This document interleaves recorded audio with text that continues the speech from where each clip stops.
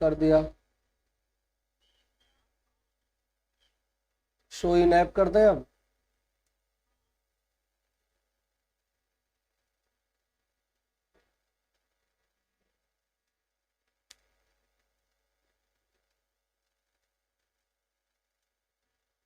कर दिया लेकिन चल गया।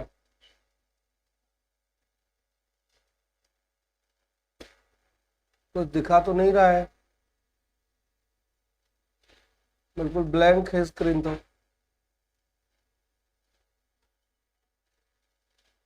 या तो ब्लैंक दिखा, the media could not be loaded इधर because the server or network failed और because the format is not supported. Refresh कर दें क्या?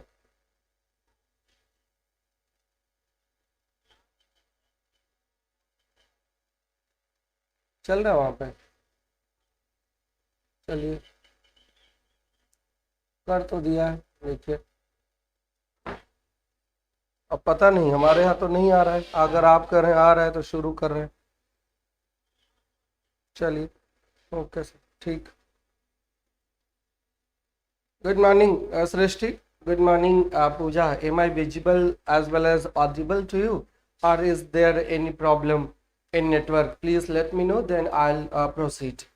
Srishti and Pooja, the question is directly to you, whether I am visible and audible to you, or is there any problem in network? Good morning Rishu, very very good morning.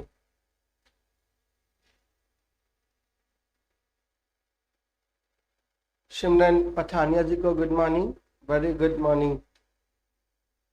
Puja Verma sir voice आ रही है, visual video भी आ रही है ना? चलिए, ऋषु जी ने लिख दिया, no issue, it means everything is clear.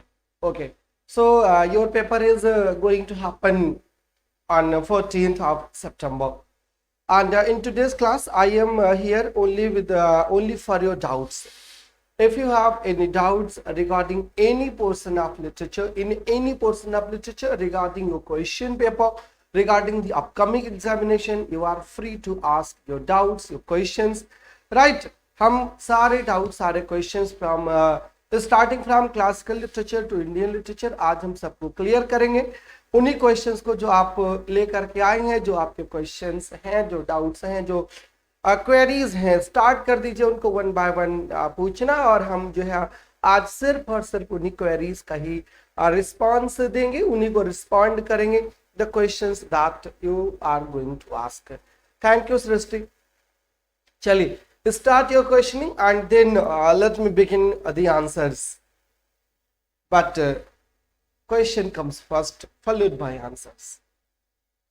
By then I can also ask a few questions, but I don't want to linger on, I don't want to disturb your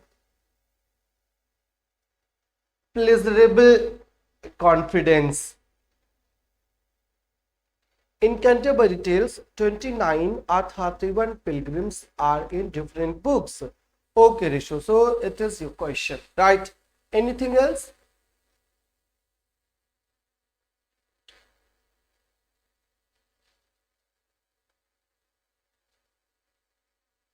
Anything else before I answer your question of Canterbury Tales?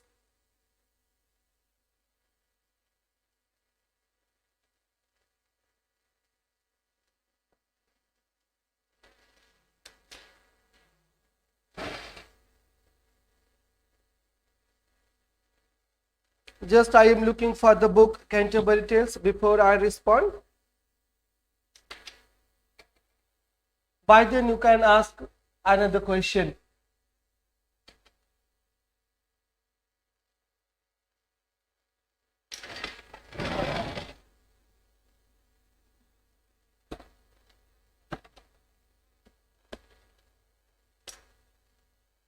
In my last class, I also told you the answer.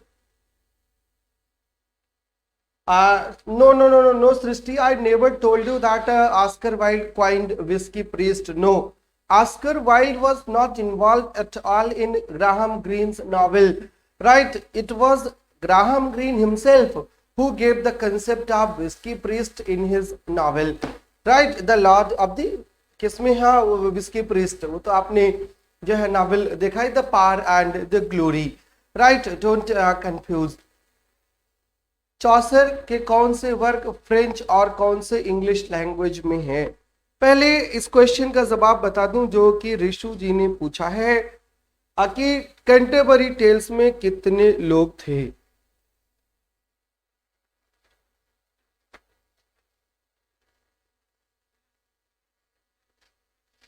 मैंने पिछले class में भी बताया था, फिर बताता हूं। देखिए सुनिएगा कुछ लाइंस, आपको ये है book Canterbury tales, original text है पेंगुइन क्लासिक्स की।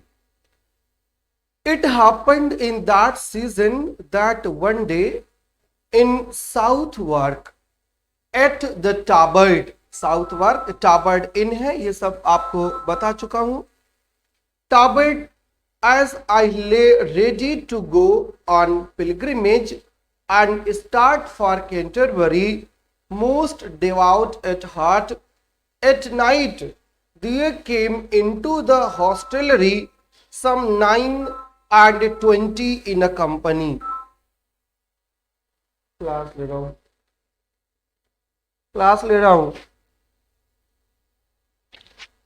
क्लास ले रहा हूं,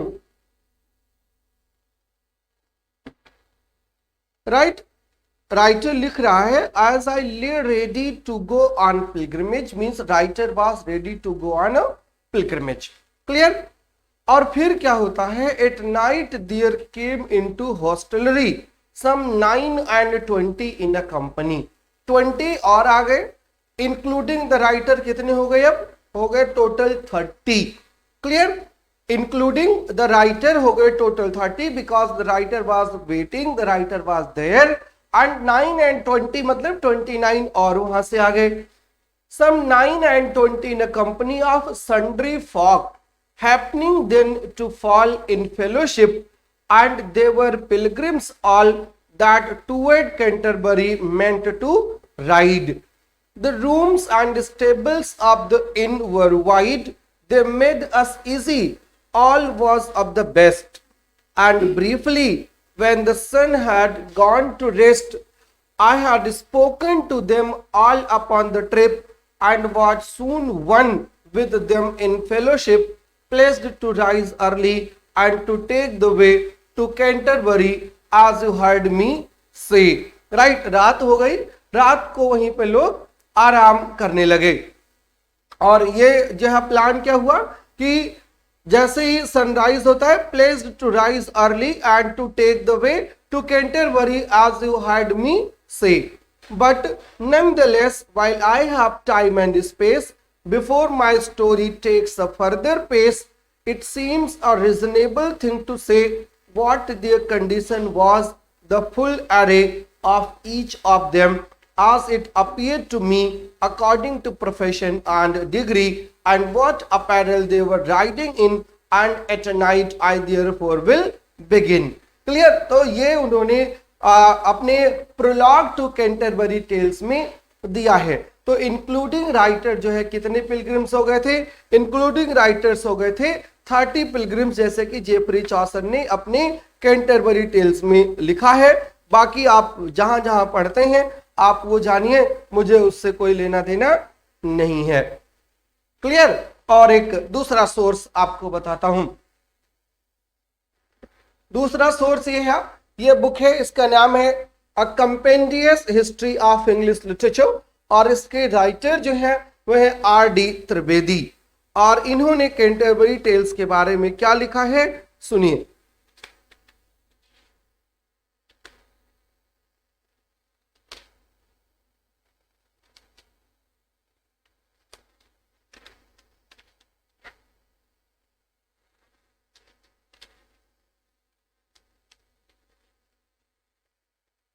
इन्होंने लिखा है the Canterbury tales begin with a prologue which constitutes the framework for the tales. 30 pilgrims, including Chaucer, have put up at the Tabard Inn in Southwark. वही जो लाइन हमने इस टेक्स्ट से सुनाई थी, वही यहाँ पर लिखा है कि 29 पिलग्रिम्स आए और including Chaucer they became 30. Right, 30 pilgrims including Chaucer have put up at the Tabard Inn in Southwark. They are bound on a pilgrimage to the shrine of St. Thomas Becket at Canterbury. After supper, the host of the Tabard offers to join the party and be a guide and master of ceremonies. तो ये 30 ये हो गए थे और after सपर एक और उसमें जुड़ गया और वो कौन हुआ? वो हुआ the host of the Tabard inn. Clear? He proposes that to beguile the tedium of the journey, each pilgrim should tell 2 tales on the forward journey and 2 on the return journey.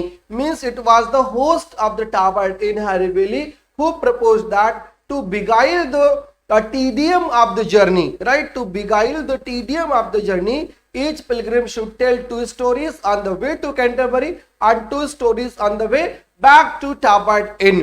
Right, means 4 stories were supposed to be told by each pilgrim.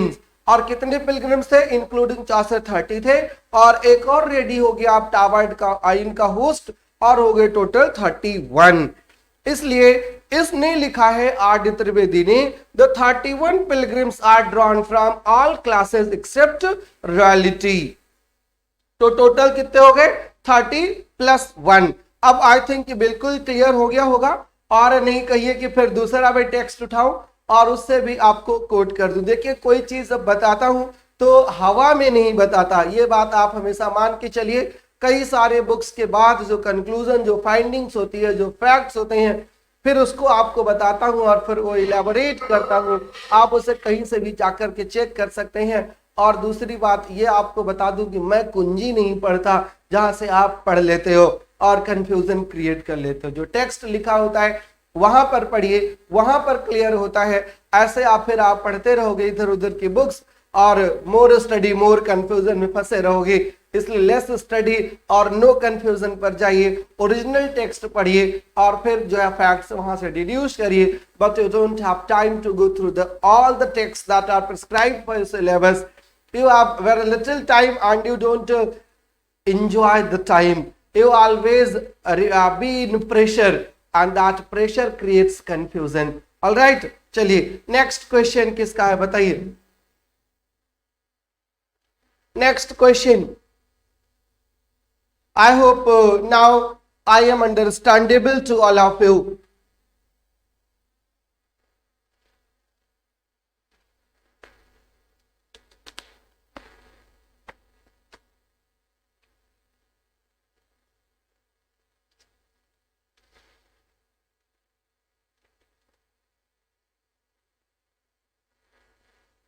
Sanya Chopra, ये तो Google का question है बेटा.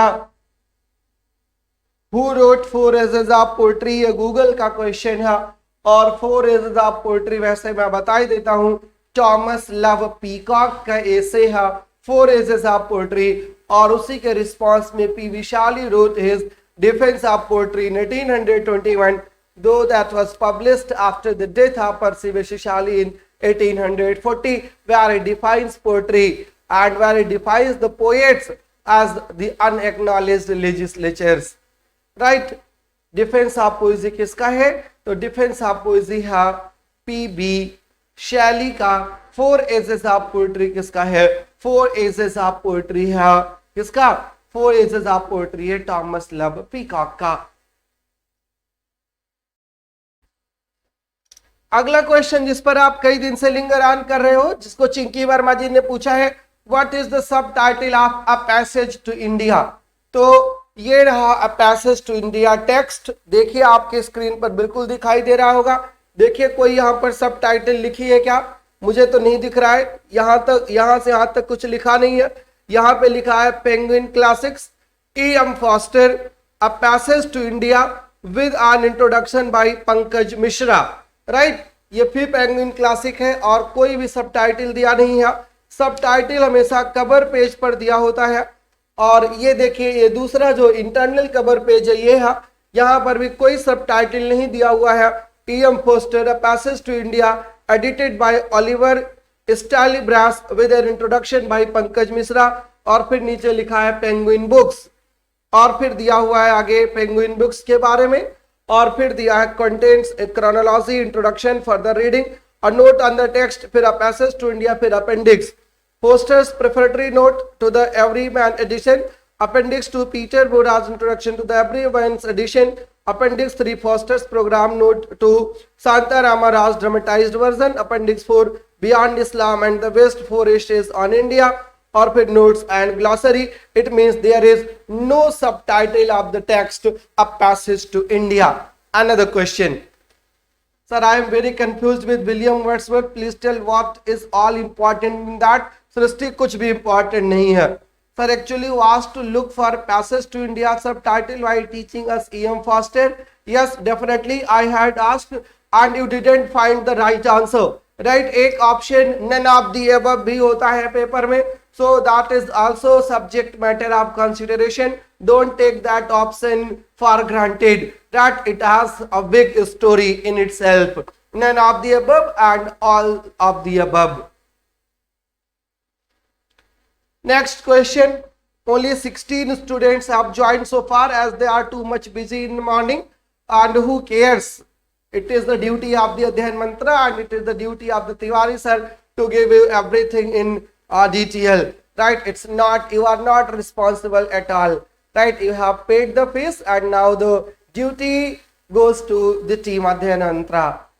है ना? चलिए और कोई क्वेश्चन? मोस्ट इंपॉर्टेंट राइटर्स कौन से पढ़ने चाहिए? ऋषु जी, अगर आपने पिछले 4 वीडियोस हमारे देखे हैं जहां पर हमने क्वेश्चंस डिस्कस किया है तो आप उन्हीं राइटर्स को और उन्हीं क्वेश्चंस को पढ़िए. और इंपॉर्टेंट राइटर्स में आज सच कुछ नहीं है. पेपर में जब क्वेश्चन आ जाता है तो वो राइटर इंपॉर्टेंट हो जाता है, अदरवाइज वो राइटर इंपॉर्टेंट नहीं होता है. Clear? Anything else?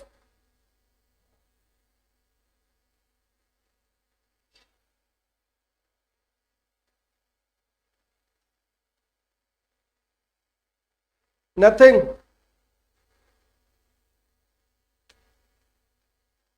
You haven't taught Anita Desai is not important. चलिए बताया ना, जो पेपर में आ जाए वही इंपॉर्टेंट और जो पेपर में ना आए वो बिल्कुल इंपॉर्टेंट नहीं है. अब आपने अनीता देसाई की बात कर ही दिया है तो अनीता देसाई के बारे में थोड़ा सा तो पढ़ ही लेते हैं, इतना तो बनता है.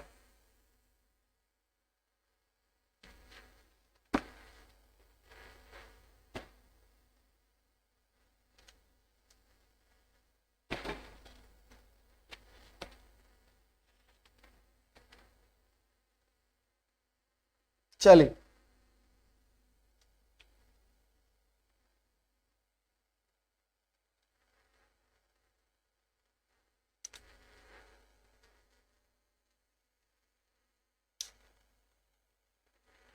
अनीता देसाई. अच्छा नीलम रानी, फाल्स पोलियो भी डिस्क्राइब करना है. चलिए देखता हूं. अनीता देसाई पर आ जाए पहले ना. अनीता देसाई की एक डॉटर है जिनका नाम है किरण देसाई. नाम आपने सुन रखा होगा और हमने पिछले अपनी क्लास में बताया भी था. Kiran Desai was awarded the Booker prize for her second novel the inheritance of loss. Anita Desai का ओरिजिनल नाम था अनीता मजूमदार. मैं कोई मैराथन क्लास नहीं ले पाऊंगा सृष्टि, आई एम सॉरी. मैं छोटी छोटी क्लासेस ही लेता हूं. अगर आपको फिट लगता है, सूट करता है, देन वेल एंड गुड, और अगर नहीं लगता है then well and good. Marathon शब्द आपने तो बिल्कुल उसको ऐसा बना दिया है कि बस हर चीज की अब आप लोगों को मैराथन चाहिए, हर चीज की. मेरे अंदर इतना स्टेमिना नहीं है कि मैं मैराथन क्लास 8 घंटे 10 घंटे की ले पाऊं. मैं छोटा सा टीचर हूं और छोटी छोटी चीजें जानता हूं और उन्हीं छोटी छोटी चीजों को बताता रहता हूं. अनीता देसाई का ओरिजिनल नाम था Anita Majumdar and she was born in 1934 and she is still alive. Her daughter Kiran Desai was awarded the Booker Prize for her novel The Inheritance of Loss, and Anita Desai was shortlisted many times for the Booker Prize. Right, as many as a writer, she has been shortlisted for the Booker Prize 3 times but was unable to achieve even once.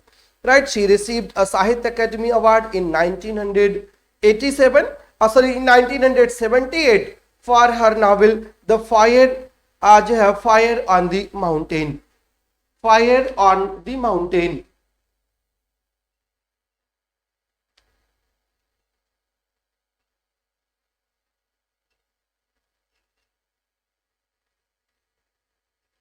This was the novel for which Anita Desai was awarded Sahitya Academy Award in 1978. Clear from the Sahitya Academy, India's National Academy of Letters. She won the British Guardian Prize for the novel The Village by the Sea. The Village by the Sea. बहुत important text है ये. The Village by the Sea. Right? For the novel Village by the Sea, ये है text Village by the Sea का. Right? An award-winning story about a family's survival in a small fishing village in India. Right? ये है अनीता देसाई की novel. और once a question was asked in UGC, which of the following novel by Anita Desai is a children's classic? So this is the novel The Village by the Sea is a children classic. Right? It's a children classic का मतलब this story is about the children and the story is based entirely on fact. Thul एक गांव का नाम होता है. Thul is the real village on the western coast of India, and all the characters in the book are based on people who live in this village. Only their names have been altered. A few of the Indian words in the story will not be explained by their context and may be unfamiliar to young English readers. Often they have no direct English equivalent, and Anita Desai writes that she hopes the following will therefore help you as read. Right? तो ये वो novel है the village by the सी, जिसके लिए उनको कौन सा award मिला था? जिसके लिए उनको अवार्ड मिला था the Guardian prize. Guardian prize एक ऐसा प्राइज होता है जो चिल्ड्रंस लिटरेचर को स्पेशली दिया जाता है. A book that is written for children and published in UK, उसको मिलता है द गार्डियन प्राइज. और गार्डियन प्राइज अवार्ड मिले था इनके वर्क को जो है the village by the sea के. राइट? द गार्डियन, उसका पूरा नाम ही है the Guardian children's fiction prize. The Guardian children's fiction prize और the Guardian award is a literary award that annually recognizes one famous fiction book written for children or young adults at least age 8 and published in the United Kingdom. Clear? ये the Guardian Prize की खासियत होती है. And Anita Desai was awarded the Guardian Prize for the novel The Village by the Sea. Clear? और apart from these two awards, she was shortlisted for the Booker Prize 3 times.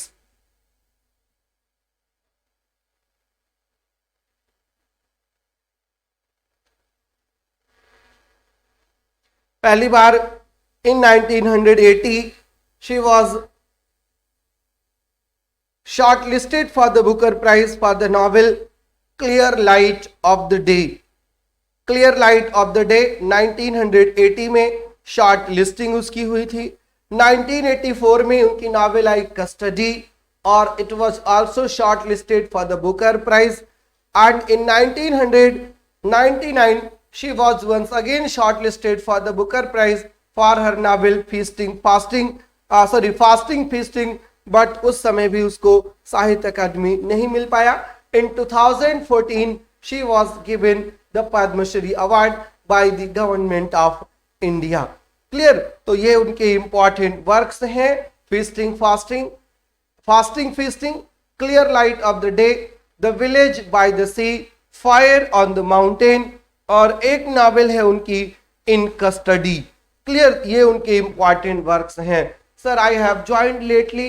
I have seen 85% of your videos. Please suggest me last time preparation tips. Anup Singh, if you have watched only 85%, 15% videos are still remaining, then you have only one option. If you are appearing in day after tomorrow's examination, then please watch the videos that we have on question and answer.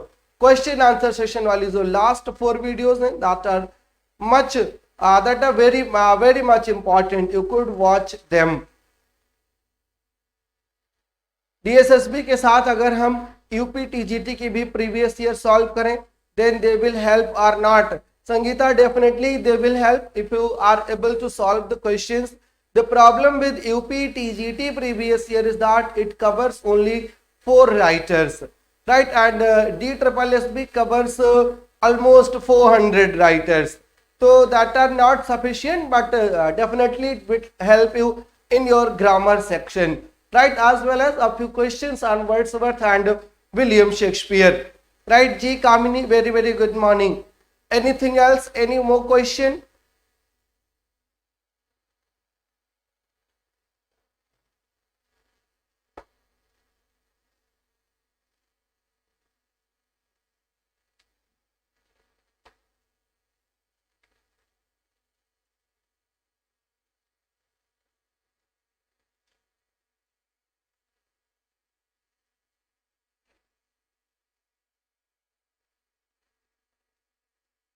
No question.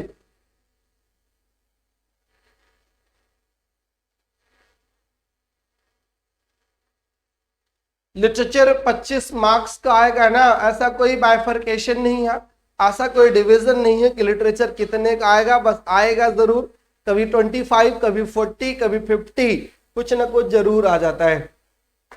Rishu, study is not enough until you get selection, right? Selection justifies your studies. Sir, according to Aristotle, what is हमारसिया? जी ये question है. आपने हमारसिया वाला video देखा होगा शायद Aristotle का, नहीं तो आज बता ही देता हूं कि हमारसिया का मतलब क्या होता है. पूजा शर्मा जी ने आज दोबारा पूछा है कि चौसर के फ्रेंच और इंग्लिश वर्क्स कौन कौन से हैं.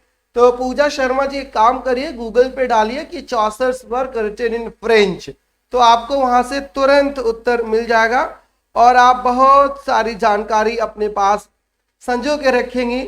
मैं तो आपको सिर्फ उतनी चीजें बताता हूं that is important from your papers examination.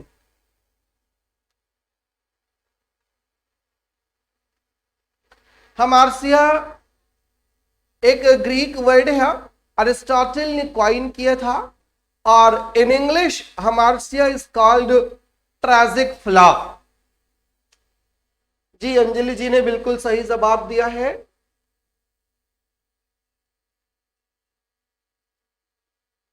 हमारसिया is translated as tragic flaw. Hamartia को ट्रैजिक फ्लॉ कहा जाता है.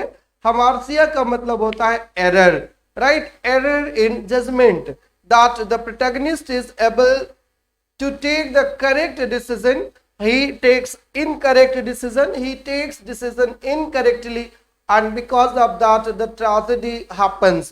उसको हमारसिया कहा जाता है.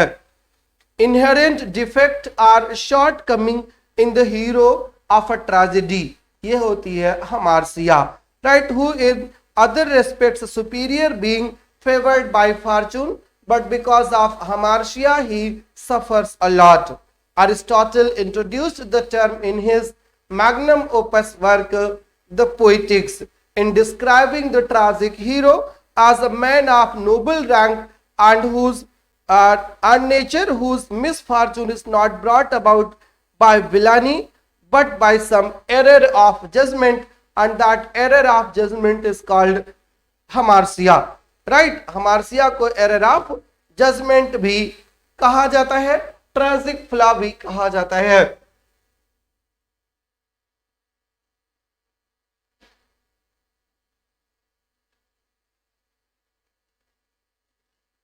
यशी जी को भी वेरी कलरफुल गुड मॉर्निंग. चौसर पर वीडियो अपलोड होगी बेटा.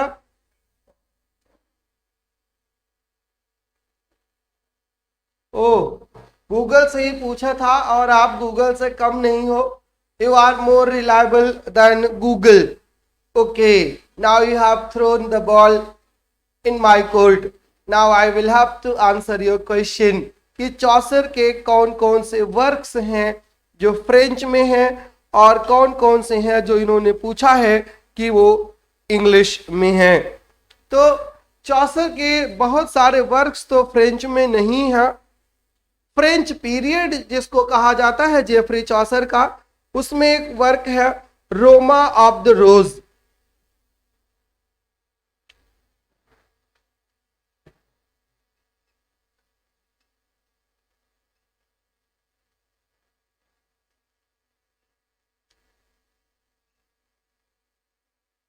ये वर्क का नाम है. इसको रोमांच नहीं और रोमा ऑफ द रोज पढ़ते हैं और इसका मतलब वैसे होता है रोमांस ऑफ द रोज.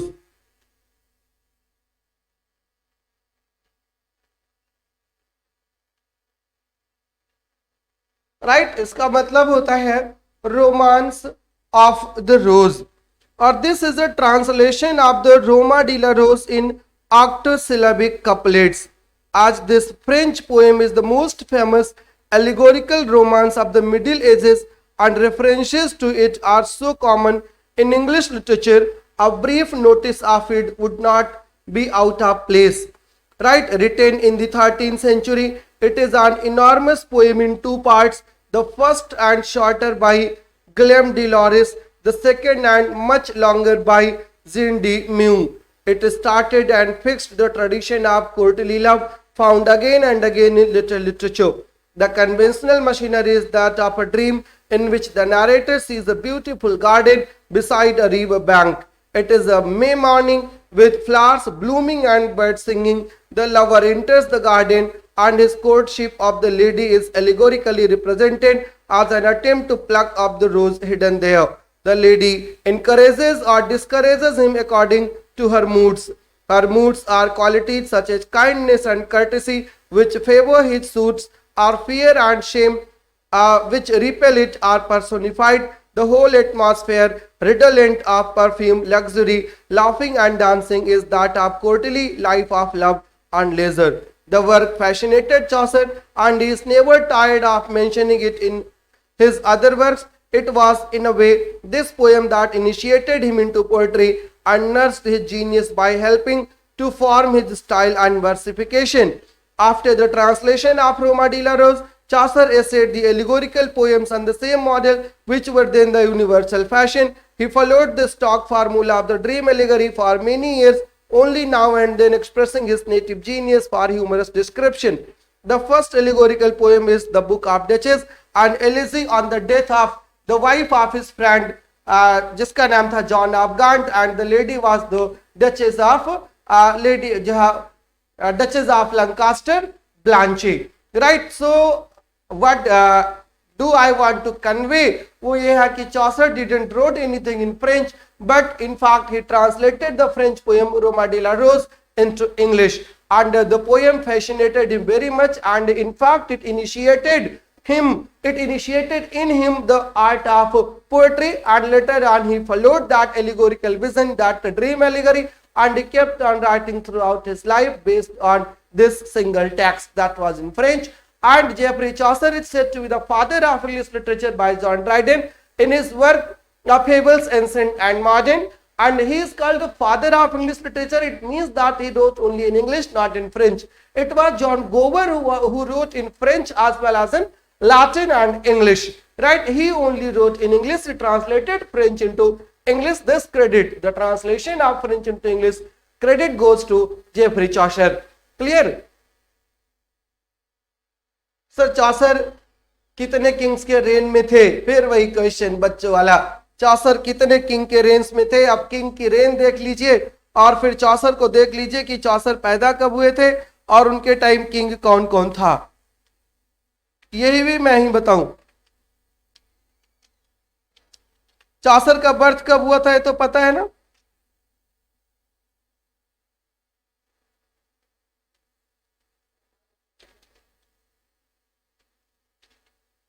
हाँ अंजलि दबासी, बिल्कुल ऐसा हो सकता है.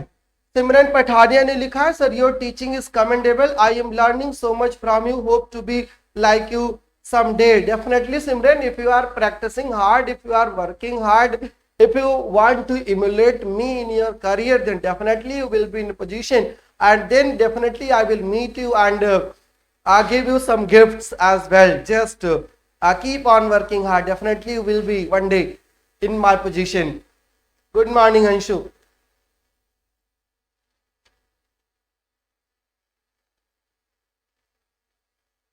Next question.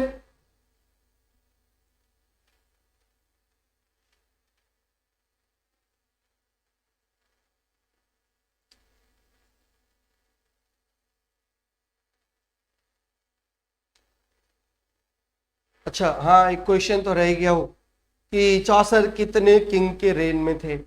Chaucer was born around 1340 and he disappeared from the scenario in 1400. Right? It means he lived around 60 years. Or when he was born, the king of England was Edward III. Edward III became the king in 1327 and till 1377 he remained the king. So the first king जो चौसर के time पे था वो हो गया Edward third. After Edward III, another king named Henry IV came to the throne, and Henry IV, Richard III, Richard II आता है तो Richard II 1377 से 1399 तक होता है, तो ये सेकेंड किंग हो गया. और थर्ड किंग जो होता है उसका नाम था हेनरी IV, जो 1399 से 1413 तक रहता है. तो इसलिए आप ये कह सकते हैं कि Chaucer lived during the reign of three kings, Edward third, Richard second और उसके बाद हेनरी फोर्थ. राइट, ये थ्री किंग्स थे that held the period of Geoffrey चौसर.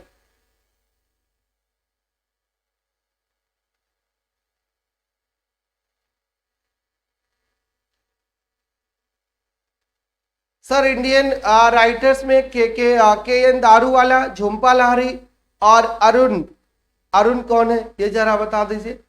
इनसे भी जो है क्वेश्चन आ सकता है क्या DSSB में. बेटा एक बार फिर बताऊं पूजा कि DSSB में कुछ भी आ सकता है, इस बात को आप हमेशा ध्यान रखिएगा कि you can not limit the syllabus. Right, आप लिमिट नहीं कर सकते. Anything can be asked in your examination. हो सकता है कि एक क्वेश्चन अरुण कोलात्कर से दे ही दे. अरुण कोलात्कर एक महाराष्ट्रियन पोएट है और उनकी एक पोएम है जेजुरी, जिसी पर जनरली क्वेश्चन पूछा जाता है और एक बार नेट में भी क्वेश्चन पूछा गया था. तो अरुण कोलात्कर के बारे में आप ये जान लीजिए, उनकी पोएम के बारे में जान लीजिए. जेजुरी जो एक टेम्पल का नाम था और उसी टेम्पल के अराउंड पूरी पोएम सेट है. पुणे में कहीं वो टेम्पल था जेजुरी. राइट, और उसके बाद झुम्पा लाहिरी के बारे में आप जानते हैं. उनके नॉवेल्स का एक नॉवेल का नाम है द नेमसेक, एक स्टोरी कलेक्शन है जिसका नाम है द अनअकस्टम्ड अर्थ. और एक झुम्पा लाहिरी की जो अभी लेटेस्ट आई है नॉवेल झुम्पा लाहिरी की, वो ये है, हमारे टेबल पे ही पड़ी थी, आपको लगे हाथ दिखाई दे, ये है वेयर अबाउट्स. क्लियर, ये भी झुम्पा लाहिरी का एक लेटेस्ट वर्क है, इसलिए बहुत ज्यादा परेशान नहीं होइए. और क्वेश्चन जनरली इन लोगों से आते नहीं है, बट आ भी जाए तो ये जान लीजिए. फिर से इनके जो वर्क्स हैं हमने आपको बता दिया, फिर से कहिए जो है उसी के बारे में एक बार फिर बता दें. जो झुम्पा लाहिरी के टेक्स्ट हैं उनके बारे में एक हमने बताया, द नेमसेक, और एक इनका वर्क है द लो लैंड, वो भी कहीं पढ़ी होगी, द नेमसेक, लो लैंड. और उसके बाद एक कलेक्शन ऑफ शॉर्ट स्टोरीज था, नाम था उसका इंटरप्रेटर ऑफ मेलोडीज. और उसके बाद ये आया है जो है वेयर अबाउट्स. राइट, इनको 2000 में इनके एक वर्क के लिए इनको पुलित्जर प्राइज फॉर फिक्शन भी मिला था. क्या लिखा है, रिया गखर जी ने पूछा है question, sir please explain who among the following was born all. ये क्वेश्चन का मतलब क्या है बेटा, पहले ये समझाइए हमें. Please explain who among the following was born all, what does it mean. और फिर ऑप्शंस दी हैं Wordsworth, Shakespeare, Milton, Galsworthy. I can't understand your question, Ria. Could you rewrite the question या could you rephrase the question?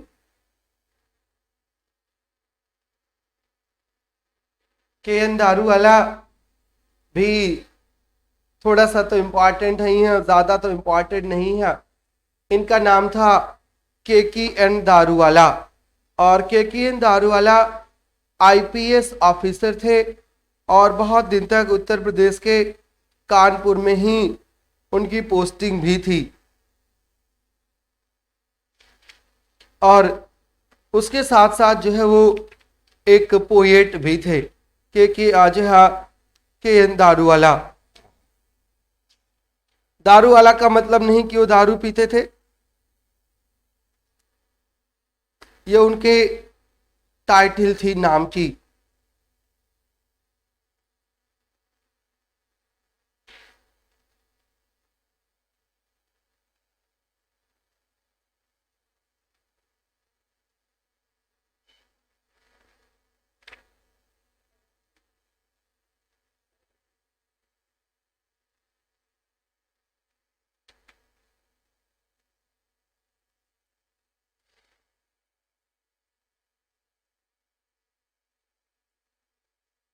और कुछ?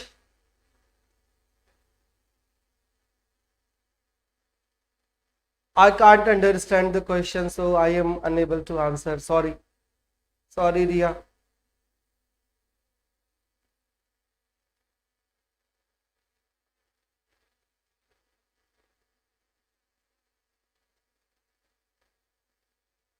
और कोई question?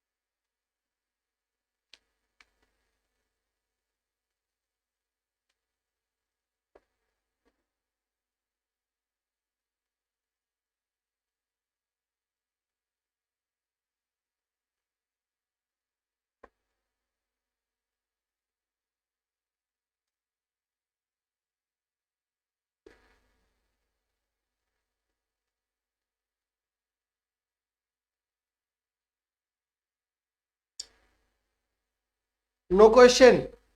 Thank you very much for not having any question. And it seems that you have now mastered everything and you are ready for your examination. Riya Gakhar ji, previous year paper में आपको सिर्फ एक ही paper मिलेगा जो ऑनलाइन हुआ है, और उसके अलावा कुछ नहीं है। और वो भी ऑनलाइन पेपर प्रीवियस ईयर का मिलना बड़ा मुश्किल है, ओरिजिनल पेपर। चलिए मैं देखूंगा, अगर मिल जाएगा तो आपको ज़रूर डिस्कस करा दूंगा मंडे को। क्लियर? मंडे को मैं एक प्रीवियस ईयर का एक पेपर है लेकर के आऊँगा, और जो उसमें लिटरेचर वाले क्वेश्चंस हैं वो ज़रूर आप तक जो है आपको दिखा दूंगा। अगर आप एक आधा, चलिए मंडे को देखेंगे। पेपर है क्या भाई आपका, मंडे को है कि ट्यूसडे को है? मैं तो यही सोच रहा था कि अब आपको बिल्कुल भी डिस्टर्ब ना किया जाए, कूल होकर के आप अपना काम करें, और जितना कूल होकर के आप काम करेंगे, रिवीजन करेंगे, उतना आपके लिए बेनिफिट होगा। क्लासेस में आपके टाइम ज़्यादा लगते हैं, और जब आप खुद से करोगे तो आपको उतना टाइम नहीं लगेगा। It is my suggestion. अब बाकी जैसा आप लोग सोचें।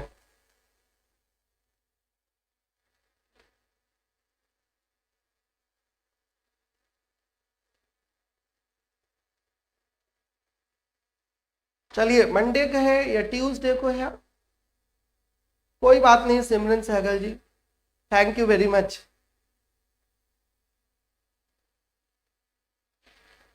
Be ready for your paper and be ready full of confidence के साथ, राइट। पेपर जब देने जाइए बिल्कुल कॉन्फिडेंटली जाइए, अपनी पानी की बोतल जरूर लेकर के जाइए और बिल्कुल घबराइए नहीं, आराम से पेपर दीजिए। कोशिश ये करिए कि आपका पेपर कंप्लीट हो जाए, कुछ वहां पर छूटे नहीं, और अगर आपका एक भी क्वेश्चन वहां पर नहीं छूटता है तो ये गारंटी है कि आप सेलेक्ट होकर के ही लौटेंगे। अगर आपने सारे क्वेश्चंस एक बार देख करके और अटेम्प्ट कर लिया है तो, और अगर आपके क्वेश्चंस ही छूट जाएंगे, आप अटेम्प्ट ही नहीं कर पाएंगे, तो थोड़ा सा मुश्किल जरूर हो जाएगा।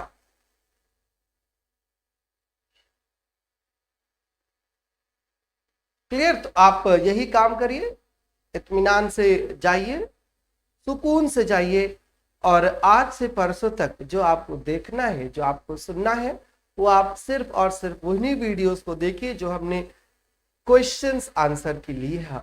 मींस द प्रीवियस 4 और 5 वीडियोस आप सिर्फ उन्हीं को देखिए। हाँ, जो क्वेश्चंस हमने डिस्कस किए हैं उनके पीडीएफ आज आपको अवेलेबल हो जाएंगे, और पूरी कोशिश रहेगी कि वो आप तक आज ही पहुंच जाए। मैं आज ही टेक्निकल टीम को बोलूंगा कि they will help you out, right. आपको पेपर अवेलेबल करा देंगे। Yellow and black juice by Ben Jonson भी डिस्कस कर लो। ये कौन सा जूस है पूनम गोयल जी? ये तो मैं जानता ही नहीं हूँ कि ये जूस कौन सा जूस आप नया ले आई हैं। बेन जॉनसन ने जूस की भी कोई बात की है क्या? आई डोंट थिंक कि बेन जॉनसन ने किसी भी टाइप के जूस या ग्रीन टी की बात करी हो। पूनम जी बताइए। निकिता सैनी जी, लिटरेरी क्रिटिसिज्म आपके पेपर में नहीं आएगा, ठीक है। Literary criticism is not the part of your syllabus. Literary criticism net के पेपर में आता है। हाँ, छोटी छोटी चीजें जो आती हैं वो आपको बता दी गई हैं, और हमने जब आप विक्टोरियन लिटरेचर से जिस दिन से आपने क्लास ज्वाइन किया था उसके बाद हमने पूरा फॉर्म्स एंड मूवमेंट्स की पूरी क्लास ली है, और वो वीडियोस आप पर अवेलेबल है।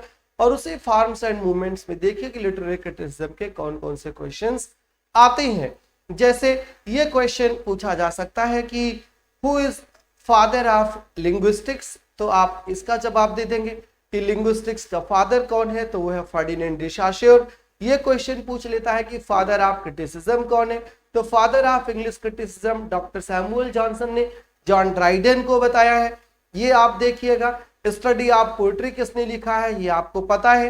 डिफेंस ऑफ पोएजी किसने लिखा है, ये आपको पता है, right. Defence of 4 ages of poetry किसने लिखा है, ये आपको पता है। स्कूल ऑफ अब्यूज किसने लिखा है, ये आपको पता है, ये सब मैं आपको करा चुका हूं। डिकंस्ट्रक्शन का प्रोपोगेटर कौन है, तो ये आपको शायद ना पता हो। तो डिकंस्ट्रक्शन के जो प्रोपोगेटर हैं उनका नाम है, क्या नाम है उनका नाम है जैक डेरिडा। तो ये चीज अब जान लीजिए। यही सब लिटरेरी क्रिटिसिज्म के क्वेश्चंस हैं।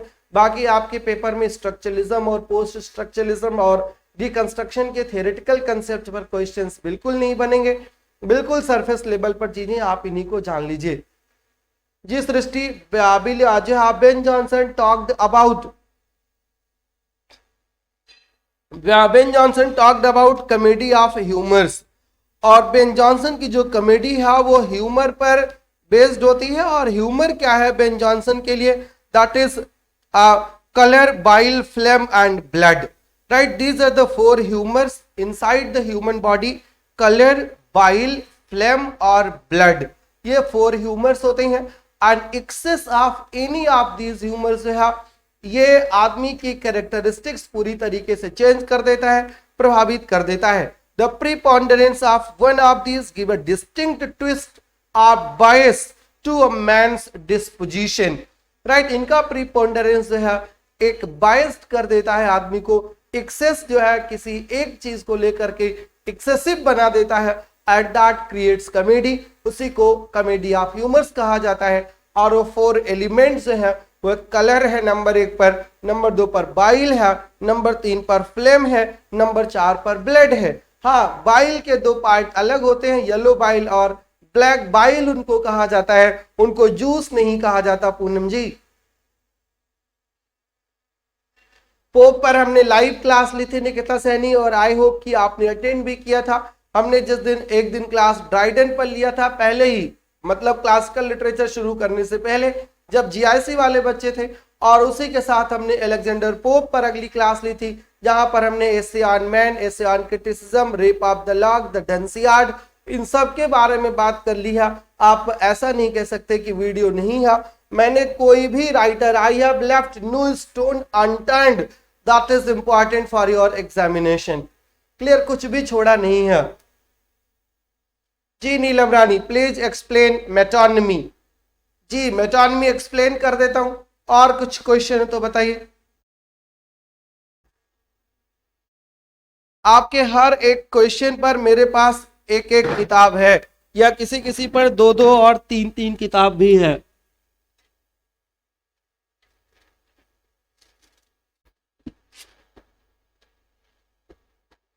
बस ढूंढ लू कहाँ है, इधर उधर आती जाती रहती है ना, इस टेबल से उस टेबल, उस टेबल से इस टेबल पर। आई डोंट थिंक कि फिलहाल वो मिलने वाली है। कहाँ रख दिया है पता नहीं।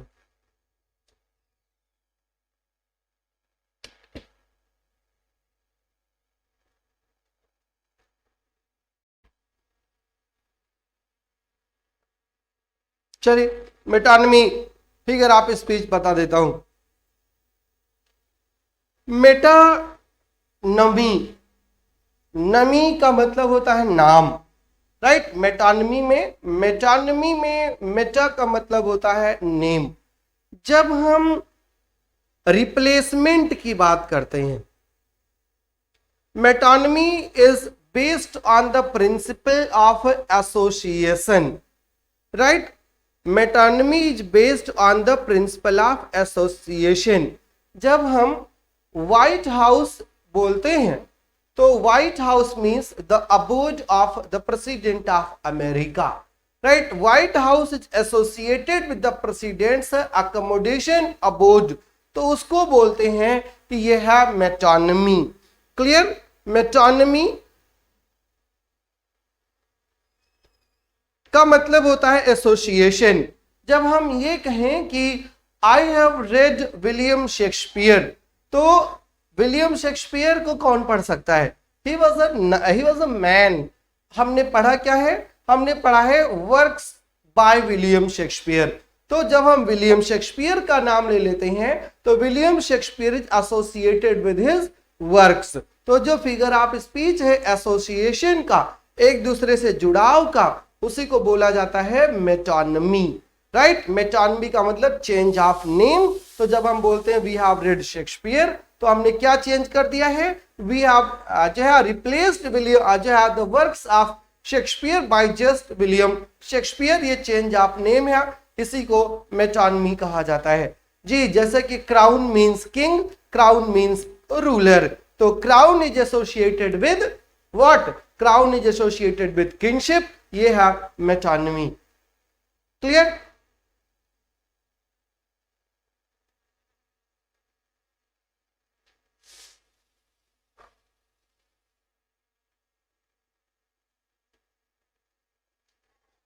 रिया जी, आप ऐसा नहीं कह सकते कि वो इंपॉर्टेंट नहीं है, वो इंपॉर्टेंट है, but they are not as important as renaissance. World literature से क्या रिवाइज करना है?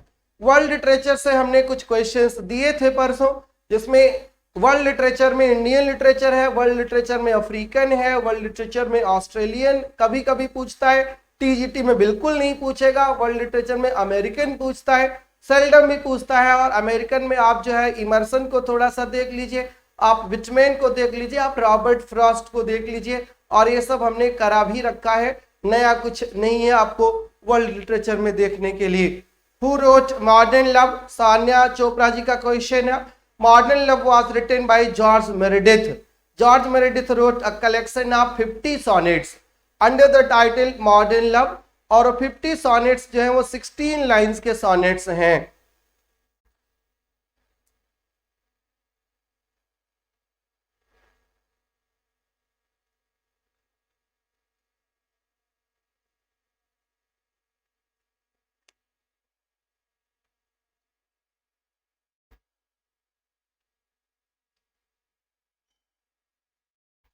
और कुछ? Any more question?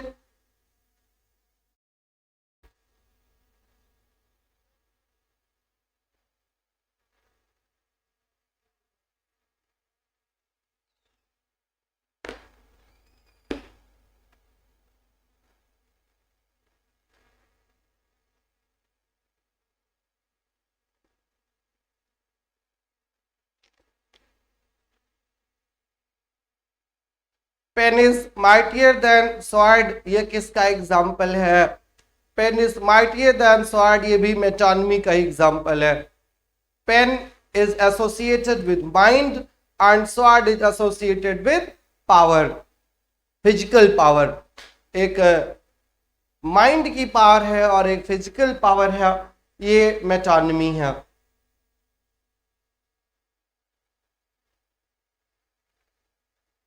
मजा आ रहा है क्लास में कि नहीं? कुछ लोग बिल्कुल बोर हो रहे होंगे और कुछ लोग कुछ सीख रहे होंगे।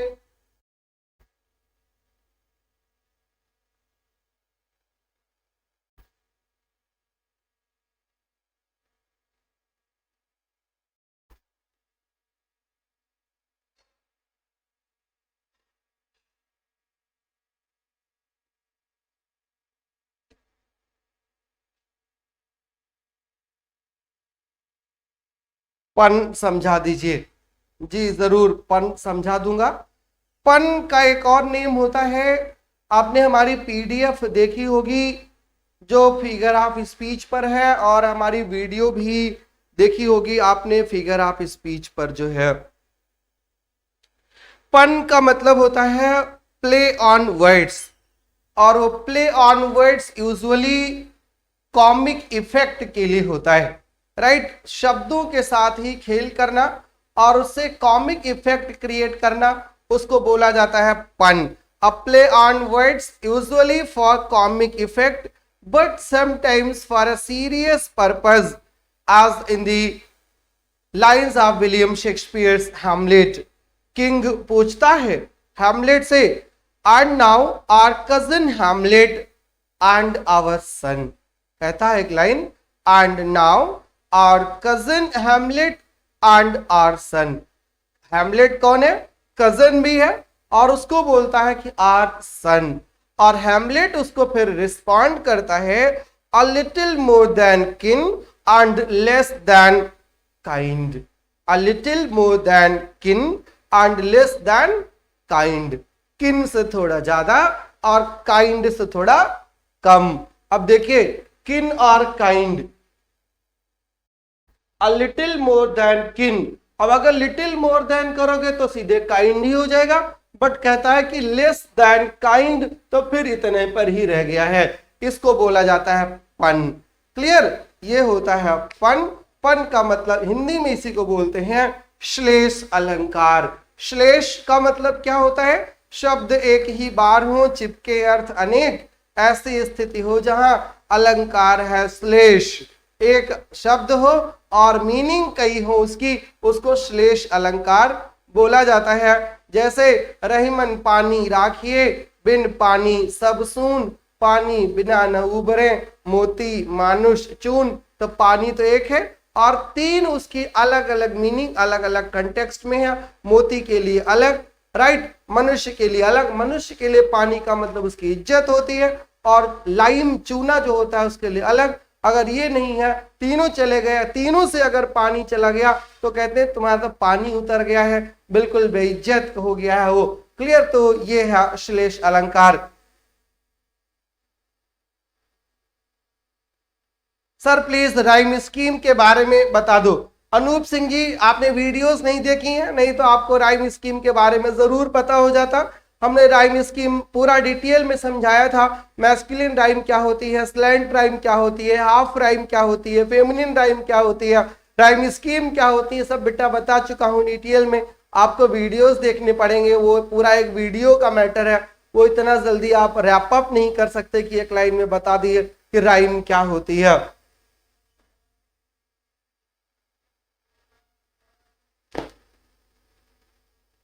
और कोई question?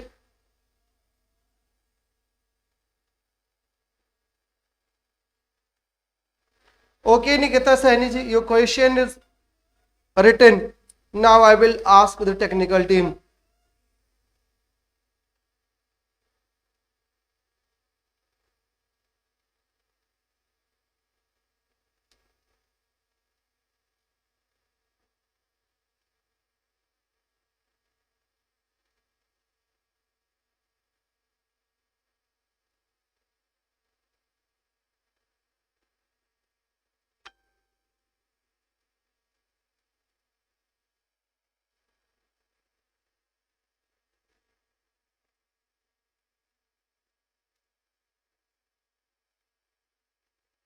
Which lines we should memorize from literary poems?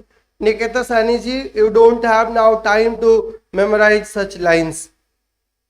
Right, अब छोड़ दीजिए उसको। जो आपने सुना है, जो आपने पढ़ा है, पेपर में जैसे वो आएगा क्वेश्चन तो आपको वहां से याद आ जाएगा कि आपको क्या करना है। अब आप और टेंशन उसके लिए ना लें।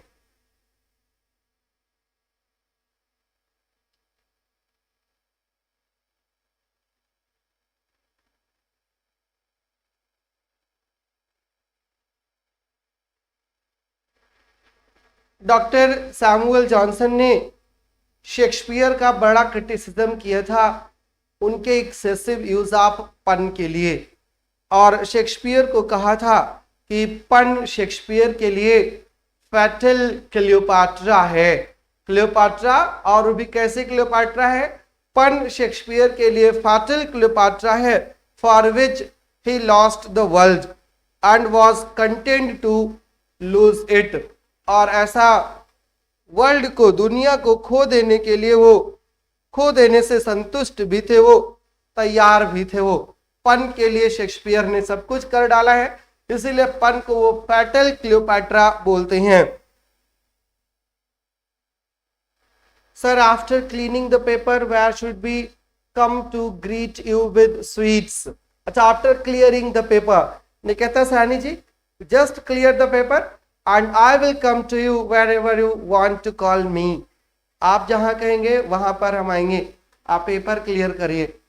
अध्ययन मंत्रा will come to you to welcome you, right. और रही बात मेरी इंडिविजुअली, तो आप जहां कहेंगे वहां आप आ जाइएगा, मैं आ जाऊंगा, कोई इशू नहीं है। Right now I am here in Ayodhya, in the city of Ram, so you can come anytime to visit the newly constructed temple that is still under construction, Ram मंदिर। कभी भी आप आ सकते हैं और अयोध्या के राजा हनुमान जी से भी मिल सकते हैं, कभी भी आप आइए।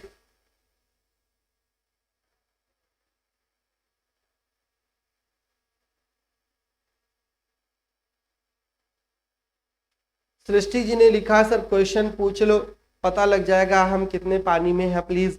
सृष्टि जी, आपने कई बार मैसेज लिखा और मैं हर बार देखता हूँ, बट मैं क्वेश्चन इसलिए नहीं पूछ रहा हूँ कि अगर आप कुछ क्वेश्चंस का जवाब नहीं दे पाए तो you will be very much disappointed.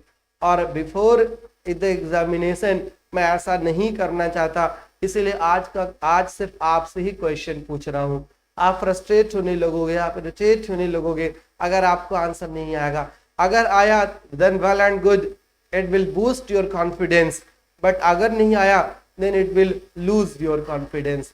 तो मैं वो रिस्क नहीं लेना चाहता, इसीलिए मैं आज आपसे क्वेश्चंस नहीं पूछ रहा हूँ। देखता तो हर बार हूँ। मंदिर कब तक बनेगा? जैसे आप एग्जाम क्लियर कर लोगे शिव कुमार जी, मंदिर बन जाएगा। मंदिर बना ही बनाए, मंदिर टूटा ही कब था? दिल एक मंदिर, भगवान दिल में है, मंदिर में थोड़े ही है। तो सब पॉलिटिकल इश्यूज हैं, बन रहा है। 2024 में जब नेक्स्ट लोकसभा इलेक्शंस होंगे उसके पहले प्रधानमंत्री नरेंद्र मोदी जी आएंगे और उसका उद्घाटन करके जाएंगे, ऐसा अजम्पशन है पॉलिटिकल गलियारे में। बाकी लेट सी कितना टाइम लगता है।